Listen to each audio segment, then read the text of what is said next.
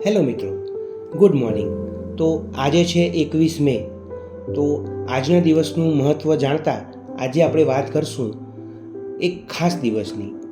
તો તે છે વર્લ્ડ એન્ટી ટેરરિસ્ટ ડે, કહેતા કે આતંકવાદ વિરોધી દિવસ. તો દર વર્ષે 21મી મેના રોજ આ દિવસને વર્લ્ડ એન્ટી ટેરરિસ્ટ ડે તરીકે ઉજવવામાં આવે છે તથા આ દિવસ યુવાનોને આતંકવાદ અને માનવ વેદના અને જીવન પર તેની અસર વિશે જાણકારી આપવા માટે આતંકવાદ વિરોધી દિવસ મનાવવામાં આવે છે. આ દિવસ લોકોને આતંકવાદના અસામાજિક કૃત્ય વિશે પણ જાગૃત કરે છે. આ દિવસનો ઉદ્દેશ્ય રાષ્ટ્રીય સંવાદિતાને પ્રોત્સાહન આપવાનો, આતંકવાદને ઓછો કરવાનો અને તમામ જાતિ, સંપ્રદાય અને જાતિના લોકોને એક કરવાનો છે. જ્યારે આતંકવાદની વાત આવે છે ત્યારે આ દિવસનું ખૂબ મહત્ત્વ છે. વળી દરરોજ આપણે અખબાર અથવા ટીવી દ્વારા એક અથવા બીજા આતંકવાદી કૃત્ય વિશે જાણીએ છીએ.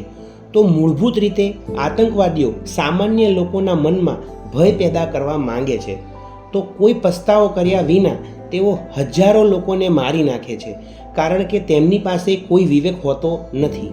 વધુમાં વાત કરીએ તો માનવતા અને શાંતિના સંદેશનો પ્રચાર કરવો ખૂબ જ જરૂરી છે. તો ભારત સરકારે આતંકવાદની પ્રવૃત્તિઓ સામે લડવાના મહત્ત્વને ઉજાગર કરવા દર વર્ષે આતંકવાદ વિરોધી ઉજવણું કરવાનું એક મહત્ત્વભર્યું પગલું ભર્યું હતું. તો 21મી મે 1991ના રોજ ભારતના 7મા વડાપ્રધાન કહેતા રાજીવ ગાંધીની હત્યા કરવામાં આવી હતી.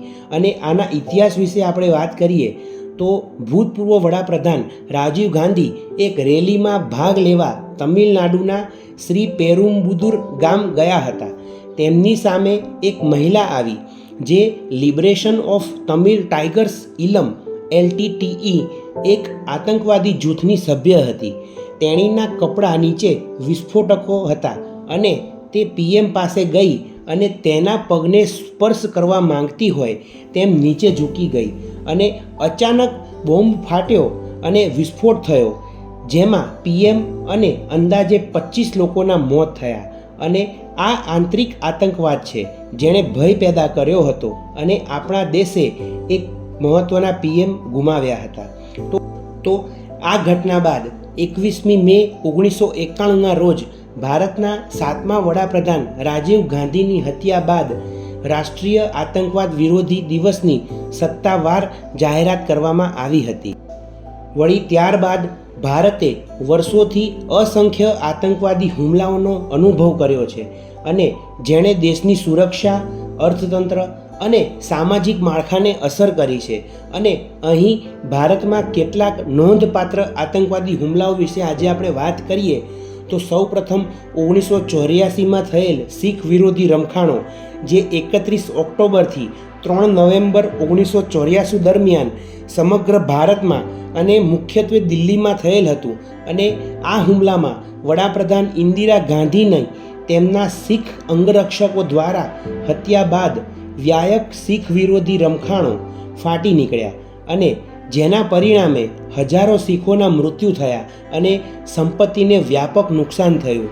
તો બીજા એક આપણે આતંકવાદી હુમલાની વાત કરીએ તો 1993માં બોમ્બે બોમ્બિંગ, જે 12 માર્ચ 1993માં મુંબઈ ખાતે થયેલ હતું અને સમગ્ર મુંબઈમાં 12 સંચાલિત બોમ્બ વિસ્ફોટની શ્રેણીમાં 257 લોકો માર્યા ગયા અને 1400થી વધુ લોકો ઘાયલ થયા. અને બાબરી મસ્જિદ વિધ્વંસના બદલામાં અંડરવર્લ્ડ ડોન દાઉદ ઇબ્રાહિમ દ્વારા કથિત રીતે આ હુમલાઓનું આયોજન કરવામાં આવેલ હતું.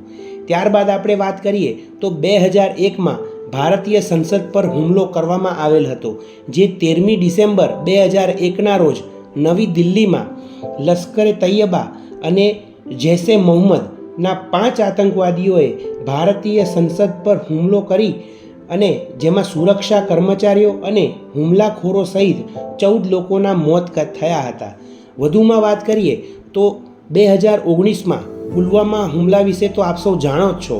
તો આ હુમલો 14મી ફેબ્રુઆરી 2019ના રોજ પુલવામામાં જમ્મુ કાશ્મીરમાં થયેલ હતો અને આ હુમલામાં એક આત્મઘાતી બોમ્બરે સેન્ટ્રલ રિઝર્વ પોલીસ ફોર્સ CRPFના જવાનોના કાફલામાં વિસ્ફોટક ભરેલા વાહનને ટક્કર મારી, જેમાં 40 સૈનિકો માર્યા ગયા.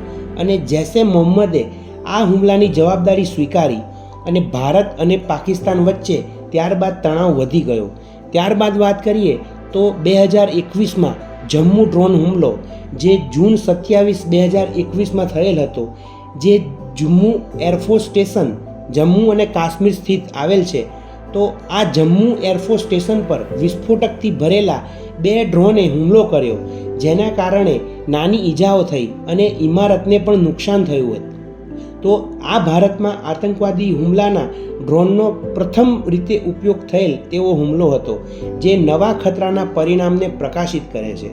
તો આજે આપણે વાત કરીએ તો આતંકવાદ વિરોધી દિવસ શા માટે ઉજવવામાં આવે છે અને તેની પાછળનો હેતુ શું છે.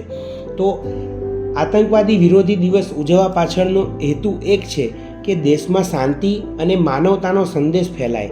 વળી આ આતંકવાદી જૂથો અને તેઓ કેવી રીતે આતંક પર હુમલો કરવાની યોજના ધરાવે છે તેના વિશે લોકોમાં જાગૃતિ વધારવા માટે આ દિવસ મનાવવામાં આવે છે. વળી લોકોમાં એકતાનું બીજ રોપીને લોકોમાં એકતાનો પ્રચાર કરવો. તદુપરાંત યુવાનોને શિક્ષણ અને તાલીમ આપવાથી તેઓને વિવિધ આતંકવાદી જૂથોમાં જોડાતા અટકાવવામાં આવશે તથા આતંકવાદ, હિંસા અને લોકો, સમાજ અને સમગ્ર દેશ પર તેની ખતરનાક અસર વિશે દેશમાં જાગૃતિ પેદા કરવી. વધુમાં આતંકવાદ અને હિંસાના જોખમો પર શાળાઓ, કોલેજો અને યુનિવર્સિટીઓમાં અલગ અલગ ડિબેટ્સ અથવા ચર્ચાઓનું આયોજન કરીને ઉલ્લેખિત ઉદ્દેશો પ્રાપ્ત થાય છે તથા આતંકવાદની ખરાબ અસરો અને તેના પછીના પરિણામોને ઉજાગર કરવા સામૂહિક શિક્ષણ કાર્યક્રમો યોજવામાં આવે છે તથા કેન્દ્ર સરકાર અને રાજ્ય સરકાર લોકોને આતંકવાદની અસરોથી બચવા માટે રેલીઓ અને પરેડનું આયોજન કરે છે તથા રાજીવ ગાંધીને શ્રદ્ધાંજલિ આપવા માટે એકત્ર થયેલા લોકો અને વિદેશ કૂચ દ્વારા દિવંગત વડાપ્રધાનને આદર અર્પણ કરવો. અને ઘણી શાળાઓ, કોલેજો અને સરકારી અને ખાનગી ઓફિસોમાં લોકો 2 મિનિટનું મૌન પાડીને આ દિવસની ઉજવણી કરે છે. તો આજના દિવસે આપણે વિશ્વ આતંકવાદ વિરોધી દિવસનું મહત્ત્વ સમજીએ અને આ આતંકવાદથી આજની યુવાન પેઢીને દૂર કરીએ અને આજનું યુવાધન એ સમાજના હિતમાં અને દેશના હિતમાં સારા રસ્તે વપરાય તે માટે આપણે પ્રયાસ કરીએ. તો I hope you like this video and this information. So like, share this video અને જો આપ આ ચેનલ પર નવા હો તો સબસ્ક્રાઈબ કરવાનું ભૂલશો નહીં.